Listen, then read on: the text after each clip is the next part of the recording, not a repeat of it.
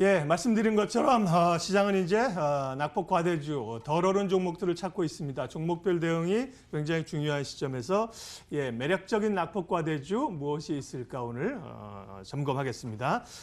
오늘 마켓 시그널은 KTB 투자증권 스몰캡도 담당하시는 분이죠. 김재윤 연구위원 오셨습니다. 어서 오십시오. 네, 안녕하세요. 예.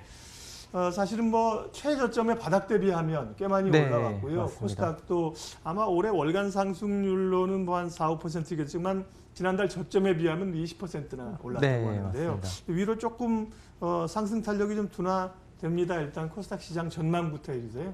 네, 어제 말씀해 주신 대로 이제 빠르게 600선 위로 좀 올라온 상황인데 600선 위로 올라오고 나서는 속도가 좀 둔화되고 있는 게 사실이고요. 그 반등한 이후에는 지금 추가적인 사실 상승 모멘텀이 반등할 때야 이제 좀 반등이라는 모멘텀이 있었지만 지금은 특별한 상승 모멘텀은 안 보이는 게 사실이고요. 그리고 최근 들어서 사실 실적 기업 개개 기업들의 실적이나 다른 어떤 사업적인 부분보다는 좀 테마성 위주의 기업들이 많이 부각을 받았던 게 사실입니다. 최근에 대북주라든지 또 가장 최근에는 돼지열병주들이 있었죠. 그런 관련한 이런 테마주들이 사실 좀 부각을 받는다라는 것 자체가 전체 시장 좀 펀더가 기반이 되는 기업들에게는 기업들의 주가에게는 좀 안 좋은 영향으로 수급 쏠림 현상이 있을 수가 있고요.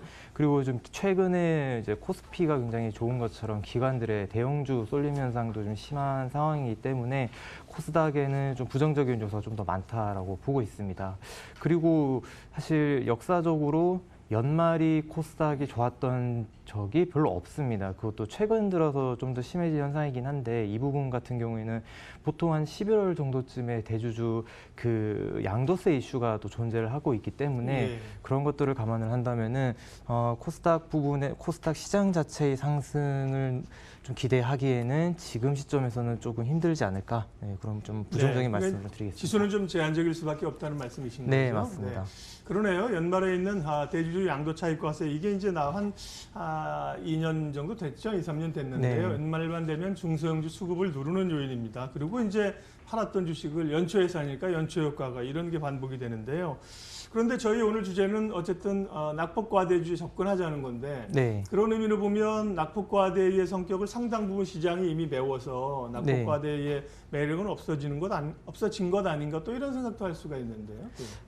제가 이제 오늘은 낙폭 과대주를 말씀드릴 텐데 그 코스닥이 많이 하락을 할 때 사실 많은 종목들이 주가가 하락을 했었습니다. 그리고 아직 낙폭을 회복을 하지 못한 종목들이 사실 절반 이상이라고 저는 보고 있고요. 휩쓸려 떨어진 종목들이 많다는 거죠? 네, 맞습니다. 굉장히 52주 최고가 대비해서라도 그렇고 이제 YTD로도 많이 떨어진 종목들이 많이 있고요.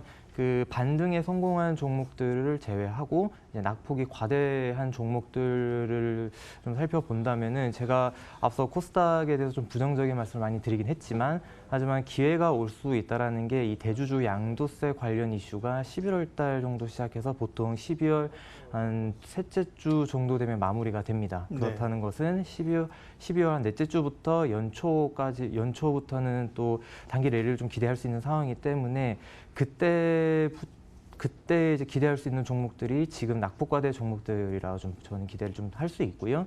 그리고 낙폭과대 종목들은 아이러니하게도 이런 대주주 양도세 관련 이슈에서 많이 벗어나 있습니다. 그 주가 자체가 빠졌기 때문에 이 양도세를 내야 되는 대주주들이 좀 많이 없을 가능성이 높기 때문에 지금 시점에서 낙폭과대주에 대한 접근이 좀 유효한 시점이다 보고 있습니다. 그럴 수도 있군요. 이제 양도세라는 게 결국은 이제 보유세가 아니라 주식이 오른 거에 대한 과세인가요? 일단 양도세라는 게 그 차익에 대한 세금이긴 하지만 보통은 이제 보유를 많이 하고 있으면 그게 이제 부담이 이제 노출이 되는 거기 때문에 부담이 돼서 보통을 파시긴 하지만 얼마 이상 금액 기준이 있고 그러니까 금액 기준이 있기 때문에 예를 들면 좀 많이 올랐던 5G 종목 같은 경우에는 한 4억 정도를 사서 3배를 먹으면 10억이 넘어가니 그런 경우에는 개인 대주주 걸리게 되거든요.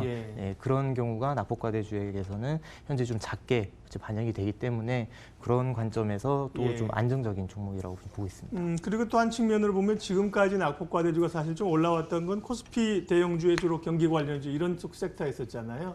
상대적으로 이제 코스닥 쪽은 많이 휩쓸려 떨어졌는데 올라올 요인들이 있는 종목들이 있다 이렇게 이해를 하고요. 그러면 이제 오늘의 주제인 낙폭과대주 가운데서 특별히 좀 코스닥 중소형주로 맞춰서 종목을 선정할 때 기준은 어떤 걸로 잡아야 됩니까? 우선 기준은 실적 베이스로 잡으시는 게 가장 좀 안정적이다라고 예. 보이고 있고요.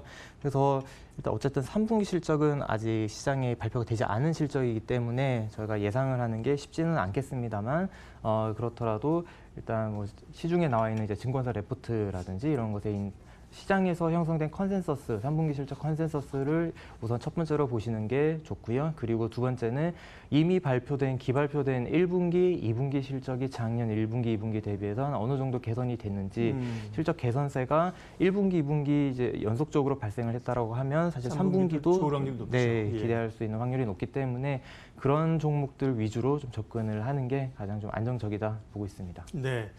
그러면 스몰캡을 리서치 하시고 특별히 탐방하시고 그쪽을 많이 연구하시니까요. 오늘 그러면 낙폭과대주 가운데서 주목할 만한 종목 베스트 3를 뽑아봤습니다. 세 종목인데요. 소개 차례를 좀 해주십시오. 네, 우선 세 종목 순서대로 말씀을 드리면 도이치모터스, 예스24, 다날 이렇게 세 종목을 좀 말씀을 드릴 텐데요. 네. 뭐 차트 보면 아시겠지만 주가가 굉장히 많이 빠져 있는 종목들입니다. 뭐 올해만 빠진 게 올해 시장 충격 때 빠진 것뿐만 아니라 이제 최고가 대비해서도 많이 빠졌고요. YTD에서도 좀 굉장히 안정적인 구간에 들어있기 때문에 이 회사들 일단 그 실적 베이스가 된다라는 가정만 있으면은 언제든 반등이 가능한 종목들이라고 보여지고요. 그래서 도이치모터스부터 좀 이제 말씀을 좀 드리겠습니다. 도이치모터스는 이제 다들 잘 아시는 그 BMW 딜러사이고요. 최근에는 BMW 플러스 미니 그리고 포르쉐까지 딜러권을 확보를 하면서 이 세계 차종에 대한 딜러권을 확보한 회사다라고 보시면 됩니다.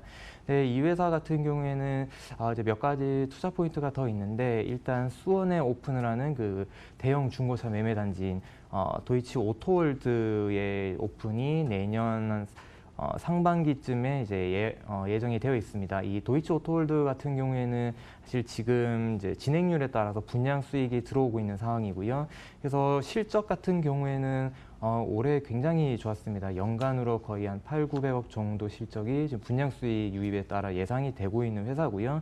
그래서 사실 연초부터 주가가 굉장히 많이 올랐다가 이 분양 수익이 일회성이 아니냐라는 그런 이슈가 있다 보니 사실 주가가 최근에 굉장히 많이 빠졌습니다. 상승폭을 올해 있었던 상승폭을 거진다 이제 반납을 했었고요. 근데 이 분양 수익 같은 경우에는 일회성이긴 하지만 이 도이치 오토월드에 대해서 좀 찬찬히 살펴보면은 일회성으로 발생한 게 아닌 좀 장기적인 성장 모멘텀을 확보했다라고 보는 편이 맞을 것 같습니다. 왜냐하면은 이 분양을 70% 정도를 했고 운영을 30% 정도를 할 텐데 이 운영에서 발생하는 임대 수익과 운영 수익이 연간으로 한 120억 정도는 발생을 할 거고요. 그리고 그 중고차 매매 단지에서 발생하는 파이낸스 이익이 이 자회사인 도이치 파이낸스로부터 발생을 하게 될 겁니다. 즉 중고차 리스나 중고차 할부 부분에서 이제 발생할 수 있는 이익이 도이치 오토월드에서만 80억 정도 발생이 가능하다라고 보이기 때문에 연간 실적에서 매년 200억 정도가 이 도이치 오토월드 효과로 이제 붙게 되는 구조가 될 겁니다. 그렇다고 보면은 이 회사의 그 밸류에이션 자체가 지금 주가로 치면은 2020년 기준으로 거의 5배가 좀 되지 않는 상황이기 때문에 굉장히 좀 밸류에이션적으로도 안정적인 회사다라고 보고 있고요. 그리고 앞서 말씀드린 것처럼 신규 브랜드로 포르쉐를 확보를 했다라고 말씀을 드렸는데 지금 지방 3개 도시에 이 포르쉐 매장을 확보를 했고요. 이거를 올해 확보를 한 상황이기 때문에 포르쉐 같은 경우에는 차량이 고객이 주문해서 이제 배송까지 6개월 정도가 걸리기 때문에 매출로 인식되는데 6개월 정도의 이제 딜레이 기간이 있습니다. 그게 내년 정도로 지금 예상이 되고 있고요. 그래서 내년 실적은 좀 더 좋다라고 지금 도이치모터스 기대하고 있고요. 그리고 일단 화재 사건 작년 BMW 화재 사건 이후에 이제 올해 1월부터는 판매량이 다시 증가 상승세로 돌아섰기 때문에 본업도 안정적이다라는 관점에서 도이치모터스는 추천드리겠습니다. 네. 첫 번째 자동차 이제 딜러라고 볼 수 있는 거죠. 네, 맞습니다. 도이치모터스 말씀을 해주셨고요. 예. 다음 종목은 예스24입니다. 네. 네, 예스24는 많이들 사용을 해보셨을 겁니다. 네. 인터넷 서점 이제 업체이고요. 이 예스24가 지금 환기 종목으로 빠져 있습니다. 예. 네, 환기 종목이 내년 3월 정도 때 이제 풀리게 되고요.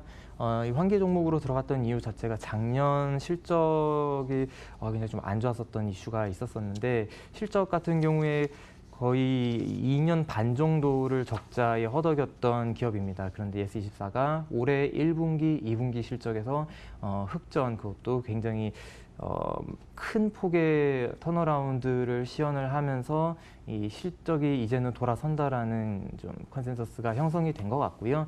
그 이유 자체가 좀 장기적으로 유지가 될 수 있는 요인으로 좀 파악이 되고 있습니다.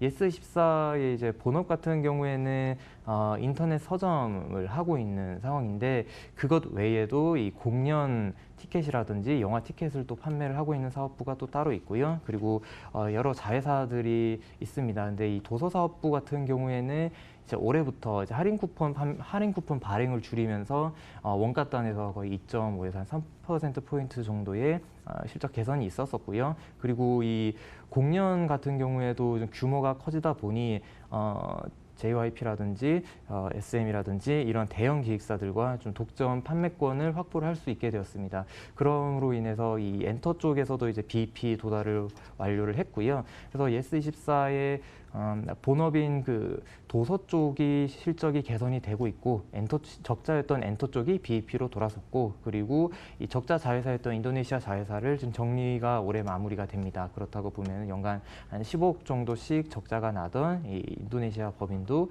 아예 사라지게 되는 거기 때문에 전반적으로 좀 장기적인 회복 그림에 보인다라고 보고 있습니다.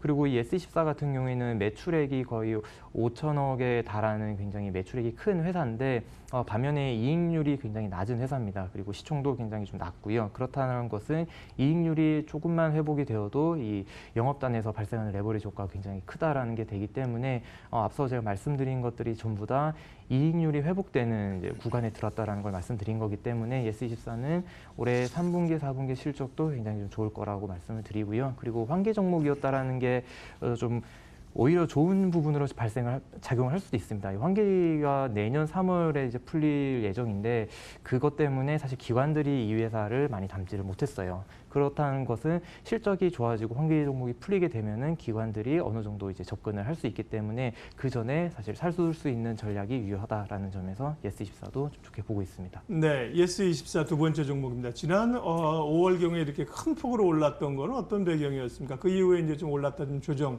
크게 사실은 뭐 하락한 건 아니고 좀 횡보인데 올해 네. 보면은 꽤 올랐었네요. 예. 그 실적이 앞서 말씀드린 것처럼 예. 1분기, 2분기 실적이 좋았군요. 턴어라운드를 했었을 때 네네. 사실 굉장히 큰 폭의 턴어라운드가 있었습니다. 그러니까 역대 최고 실적을 기록을 하면서 턴어라운드를 했었기 때문에 그에 따른 좀 반등이 있었다라고 보고 있고요. 네, 좀 더 차트를 좀 더 길게 보시면은 이 회사 거의 2년 정도를 하락을 하다가 이제 회복을 하는 거기 때문에 사실 최근 올해 있었던 반등폭이 어느 정도 있었긴 하지만 저는 예스24 같은 경우에는 그래도 낙폭 과대 주로 볼 수 있다라는 관점입니다. 네, 예스24였고요. 주목할 만한 낙폭 과대주 탑3 한 종목 있습니다. 다날이라고 그러셨습니다. 네. 네. 다날은 이제 핸드폰 결제 관련된 이제 기업이고요. 네. 다들 핸드폰으로 결제하실 때 뭐 결제 창을 보시면 뭐 다날로 되어 있는 걸 보실 수 있을 겁니다. 그만큼 친숙한 기업이고 휴대폰 결제 쪽에 있어서는 이제 1위, 2위를 좀 다투고 있는 업체다라고 보시면 되고요. 이 회사 같은 경우에는 좀 최근에 이제 법적으로 굉장히 수혜가 될 수 있는 요건이 있었습니다. 일단 휴대폰 결제 한도가 이제 30만 원에서 이제 50만 원까지 이제 증액이 됐고요. 그런 효과를 다날이 좀 굉장히 직접적으로 이제 받고 있습니다. 실제로 이 결제 한도가 이제 올라간 이후로부터 다날의 휴대폰 결제액이 또 증가를 하고 있는 추세로 접어들었고요. 그리고 이 온라인 게임 결제 한도 폐지가 올해 6월달에 있었습니다. 그 말은 이제 3분기부터는 이 온라인 게임 결제 한도 폐지도 이 단알로 이제 영향을 미칠 수 있다라는 점이고요.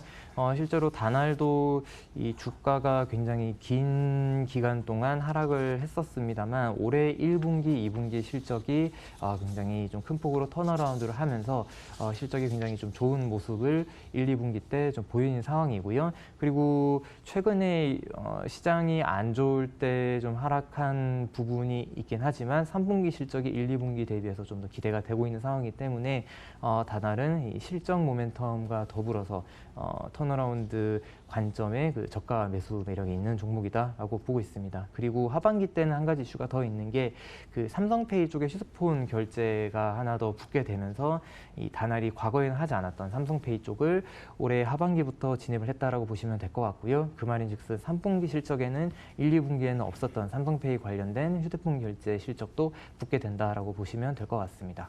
네. 낙폭 과대주, 특별히 이제 코스닥의 중소형주를 중심으로 해서 오늘 살펴봤고요. 그 가운데 세 종목을 말씀하셨어요. 도이치모터스, 예스24, 다날, 이 세 종목입니다. 종목 이야기 주목해서 보겠고요. 또 앞으로도 좋은 종목 발굴하면 또 오셔서 말씀해 주십시오. KTB 투자증권 김재윤 연구위원 함께했습니다. 고맙습니다. 네, 감사합니다.